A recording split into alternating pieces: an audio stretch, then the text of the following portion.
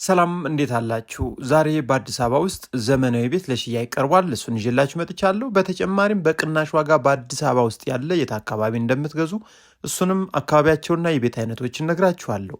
በተጨማሪም በባንክም በካሽም ለምትገዙ ሰዎች አሁን የሚፈለጉ የፋይል አይነቶችንና መግዛት የሌለባችሁን የቤት አይነትና አካባቢ እነግራችኋለሁ። ወደ ዘመዶቻችሁ ይህን መረጃ ሼር በማድረግ እናንተም ላይክና ሳብስክራይብ በማድረግ እስከ መረጃው ፍጻሜ አብራችሁን ቆዩ።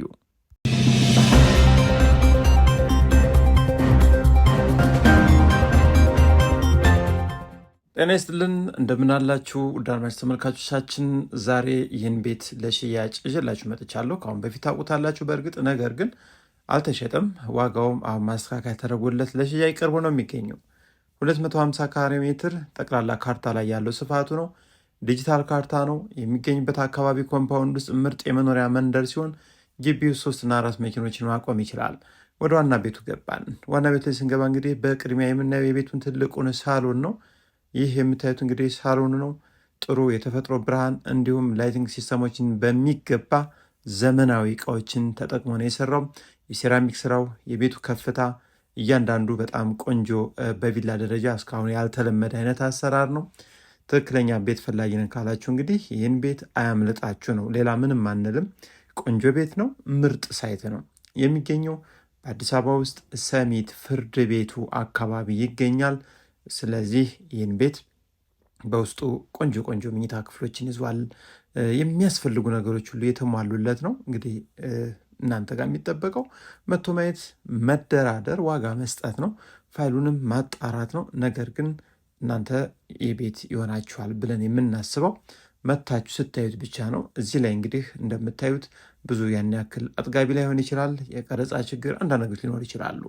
ወደ እያንዳንዱ ክፍል ስንሄድ እንግዲህ የምታዩት ትልቁ የቤቱ መኝታ ቤት ነው። ቁምሳጥን በግራ በኩል ከጫፍ እስከ ጫፍ የተገጠመ ሲሆን እዚህ ላይ ደግሞ መታጠቢያ ክፍሉ ነው። የትልቁ መኝታ ቤት የራሱ የሆነ ውስጥ ላይ ማለት ነው ሻወር ቦክስ ተገጥሟል። ምንም የቀረው ነገር የለም። ሁሉም ነገር የተስተካከለ ነው። ከዛ መቀጠል እዚህ ፊት ለፊት የምታዩት ደግሞ ይቺ የልጆች መኝታ ቤት ነች። ቆንጆ መኝታ ክፍል ነች። የተፈጥሮ ብርሃንም ከኋላ በኩል ከፊት ለፊትም በበሩ ዘንድ እንዲያገኝ ታስቧል። እዚህ ላይ የምታዩት ይህ ደግሞ የልጆች የጋራ የሆነ መታጠቢያ ክፍል ነው። አንደኛው መኝታ ቤት ያየነው ነው። ሁለተኛው ልጆች መኝታ ቤት ይህ ነው። ታዲያ ዋና ቤቱ ላይ አንድ ሰፊ ሳሎን እንዲሁም 3 መኝታ ቤቶች ያሉ ሲሆን ሁለቱ መኝታ ቤቶች ቁምሳጥን ያላቸው፣ አንደኛው አነስተኛ ሆኖ ቁምሳጥን የሌለው ነው እና 2 መታጠቢያ ክፍልን ይዞ ነው የሚገኘው። እንግዲህ ኦፕን ኪችን ያለው ሳሎን ነው ያለው። ከዛ ውጭ ዋና ቤቱ ላይ እንግዲህ እንካየን ወደ ሰርቪሶች ነው የምንሄደው። ይህ የምታዩት ለእንግዳ መኝታ ቤት የተዘጋጀ ነው። ሰፊ ነው፣ ቆንጆ ነው። ምናልባት እንግዲህ ቀረጻው ሰፊ አድርጎ ላይ ያሳያችሁ ይችላል። ከዛ ውጭ እዚህ ላይ ለስራ አጋዥ ወይም ለሰራተኛ መኝታ ቤት ነው። እዚህ አሁን ቁም ያለበት ቦታ ላይ ደግሞ 5000 ሊትር ታንከር ግራውንድ ላይ ተቀምጦ ነው ያለው፣ መሬት ላይ ማለት ነው። ከዛ በተጨማሪ እዚህ የምታዩት ደግሞ ትራዲሽናል ኪችኑ ነው። ቆንጆ ካቢኔት ተገጥሟል። ሰፋ ተደርጎ የተሰራ ነው። ሁሉም ነገሮች ቆንጆ ሆነው የተገጠሙለት ይህ ቤት ከጀርባ እንደምታዩት ሰፊ ኮሪደር መንቀሳቀሻ አለው። እዚህ ላይ ለእንግዳ እንዲሁም ለሰራተኛ መኝታ ቤት መታጠቢያ ክፍል የሚሆን ሽንት ቤት ሻወር እዚህ ላይ ማለት ነው ተዘጋጅቷል። በዚህ በኩል ወደ ውጭ ወደ ግቢ በኩል የሚያስወጣ መተላለፊያ ነው ያለው። ከዛ ውጭ ቤት እስካሁን አልተኖረበትም። ቆንጆ ነው። ዋጋው 35 ሚሊዮን ብር ለሽያጭ ቀርቦ ነው የሚገኘው። እጅግ በጣም ዘመናዊ ቤት ነው። እናንተ ጋር የሚጠበቀው መቶ ማየት፣ ዋጋ መስጠት ነው። ፋይሉንም እንደነገርናችሁ ማጣራት ይጠበቅባችኋል። አቀማመጡ ፊቱ ወደ ሰሜን የዞረ 250 ካሬ ሜትር ስፋት ያለው ይህ ቤት ጥሬ 35 ሚሊዮን ብር ተብሎ ነው የቀረበላችሁ። እናንተ መታችሁ እዩ። ይህን ቤት ለማየት ስትመጡ ደግሞ ሌሎች እጅግ በጣም ቆንጆ ቆንጆ ዘመናዊ ቤቶች፣ አማራጭ ቤቶች ለሽያጭ ቀርበው ተዘጋጅተው አሉን። እነሱንም መታችሁ ማየት ትችላላችሁ። ስለዚህ ውድ አድማጭ ተመልካቾቻችን ቤቶች በአዲስ አበባ ውስጥ በማንኛውም ክፍለ ከተማ ውስጥ የሚሸጡ ቤቶች አሉን። ነገር ግን እናንተ የምትገዙት ምን አይነት ቤት ነው፣ እንዲሁም የትና ምን አይነት ሰፈር ነው መኖር የምትፈልጉት ለሚለው ደግሞ ምናልባት ዘመናዊ አካባቢዎች ላይ ብታተኩሩ እንመክራለን።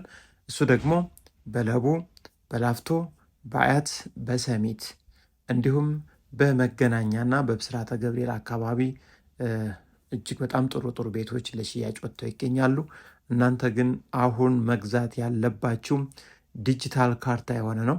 እንዲሁም ክፍያ ስትፈጽሙ በውልና ማስረጃ ወይም ደግሞ የመንደር ውል ከሆነ ቆንጆ ለግራ ለቀኝ ማለትም ለገዥም ለሻጭም ቆንጆ ውል መሆን መቻል አለበት። እሱ ደግሞ የሙሉ ሽያጭ ሳይሆን የቀብድ ውል ለምታደርጉ ብቻ ነው። ከዛ ውጭ ግን ፋይሎችን ማንኛውንም ፋይል ከዘመድም ይሁን ከእናትም ከወንድምም ከፈለጋችሁት ሰው ብትገዙም ሳታጣሩና ሕጋዊ ውሉን ሳይጠብቅ ምንም አይነት ሽያጭ እንዳትፈጽሙ። ከዛ ውጭ ውድ አድማጭ ተመልካቾቻችን እጅግ በጣም ወሳኝ መረጃ ልንገራችሁ። በአዲስ አበባ ውስጥ ቤቶችን በባንክ ለምትገዙ ሰዎች በባንክ የምትገዙት ፋይል ምን አይነት ፋይል ነው? አድምጡኝ። አዲስ አበባ ውስጥ በባንክ ለምትገዙ ሰዎች ፋይሉ መሆን ያለበት ዲጂታል ካርታ ሆኖ ኤ00 ብሎ የሚጀምር ቀይ ምልክት ያለው ካርታ ነው ብቻ መሆን ያለበት። ይህ ደግሞ ወዲያውኑ ስም መዞር ይችላል።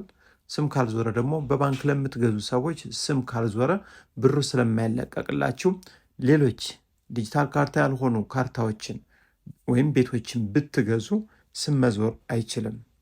ያ ደግሞ እናንተ ምናልባት በባንክ ስትገዙ ቅድመ ክፍያ ወይም ቀብድ ልትከፍሉ ትችላላችሁ። ስለዚህ የከፈላችሁት ቀብድ እንዳይበላባችሁ ወይም ሰጣ ገባ ውስጥ ጭቅጭቅ ውስጥ ከመግባታችሁ በፊት ዲጂታል ካርታ ከሆነ ነው ስም መዞር የሚችለው።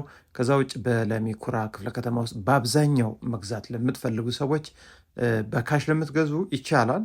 ከዛ ውጭ ግን በባንክ ለምትገዙ ሰዎች ከዲጂታል ካርታ ውጭ አሁን ስም እየዞረ አይደለም። ኢካርታ ብዙ ጊዜ እየተንቀሳቀሰ አይደለም።